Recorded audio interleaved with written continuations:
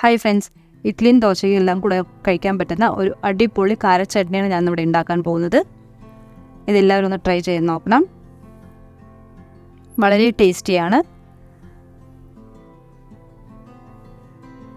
ഇത് വളരെ കുറച്ച് ഇൻഗ്രീഡിയൻസ് മാത്രമേ ആവശ്യമുള്ളൂ. പെട്ടെന്ന് തന്നെ നമുക്ക് തയ്യാറാക്കി എടുക്കാൻ പറ്റുന്ന ഒരു ചട്നിയാണ്. മധുരം കിച്ചൻസിൻ്റെ ഒരു പുതിയ വീഡിയോയിലേക്ക് എല്ലാവർക്കും സ്വാഗതം. വരും എന്തൊക്കെ ആവശ്യമെന്ന് നോക്കാം. അതിനായിട്ട് ഞാൻ 2 വലിയ ഉള്ളി എടുത്തിട്ടുണ്ട്, ഒരു 5-6 ചെറിയ ഉള്ളി, ഒരു ചെറിയ പീസ് ഇഞ്ചി, ഒരു 5 അല്ലി വെളുത്തുള്ളി. ഇതെല്ലാം തന്നെ നമ്മൾ വഴറ്റിയെല്ലാം ഉണ്ടാക്കാൻ പോകുന്നത്, വേവിച്ചെടുക്കുകയാണ്. അതിന് വേണ്ടി ഞാൻ അവിടെ കുക്കറിലിട്ട് കൊടുക്കുന്നത് കേട്ടോ. ഒരു 3 തക്കാളി, ഇത് പുളിയുള്ള തക്കാളിയാണ്. അതിൻ്റെ തോലെടുത്തിട്ടാണ് ഞാൻ അരിഞ്ഞിട്ടിട്ടുള്ളത്. പിന്നെ എരിവിനാവശ്യമുള്ള വറുമുളക് ഞാൻ ഒരു 6 എടുത്തിട്ടുണ്ട്. നമ്മൾ കൂട്ടേ കുറയ്ക്കുകയോ ചെയ്യാം. കുറച്ച് കറിവേപ്പില, ഒരു ചെറിയ പീസ് പുളി, ഒരു 5-6 ഏലക്കയുടെ വെറും അക്കുരു മാത്രം, 1 സ്പൂൺ പെരുംജീരകം ഇട്ടിട്ടുണ്ട്. അതിന് ആവശ്യമുള്ള ഉപ്പ്, കുറച്ച് മല്ലിയില. ഇനി ഇതിൻ്റെ എരിവും പുളിയെല്ലാം ഒന്ന് ബാലൻസ് ചെയ്യാൻ വേണ്ടിയിട്ട് കുറച്ച് ശർക്കര പൊടി ഇട്ട് കൊടുത്തിട്ടുണ്ട്. 1 ടീസ്പൂൺ എണ്ണ ഒഴിച്ച് കൊടുത്തിട്ടുണ്ട്. ഇനി ഇതെല്ലാം തന്നെ നല്ലപോലെ ഒന്ന് മിക്സ് ചെയ്ത് കൊടുക്കാം.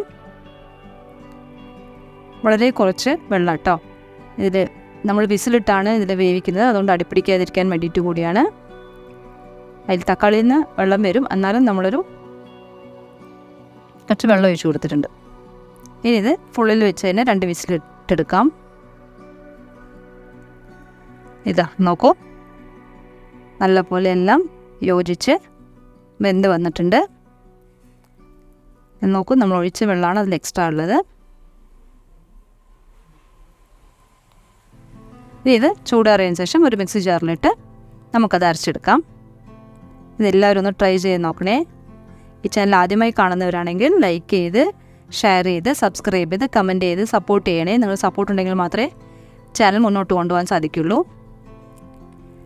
ഇനി നമുക്കതിനൊരു വറവ് ആവശ്യമുണ്ട്. അതിനായി ഞാൻ ഇവിടെ വെളിച്ചെണ്ണ എടുത്തിട്ടുണ്ട്. അതിലേക്ക് കുറച്ച് കടുക്, ഇതിൻ്റെ അളവെല്ലാം ഞാൻ സ്ക്രീനിൽ ഡിസ്ക്രിപ്ഷനിൽ ഡീറ്റെയിൽ ആയി കൊടുത്തിട്ടുണ്ട്, നോക്കണം കേട്ടോ. അതിലേക്ക് 1 ടീസ്പൂൺ കടലപ്പരിപ്പ്, ഒരു 1/2 ടീസ്പൂൺ ഉഴുന്നപ്പരിപ്പ്. ഇതെല്ലാം തന്നെ നല്ലപോലെ ഒന്ന് ഫ്രൈ ആക്കി എടുക്കുക.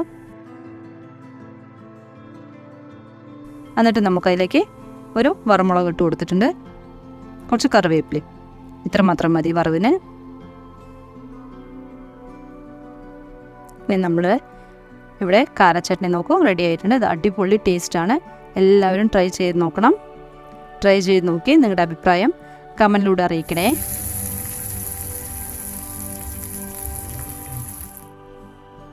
Thanks for watching.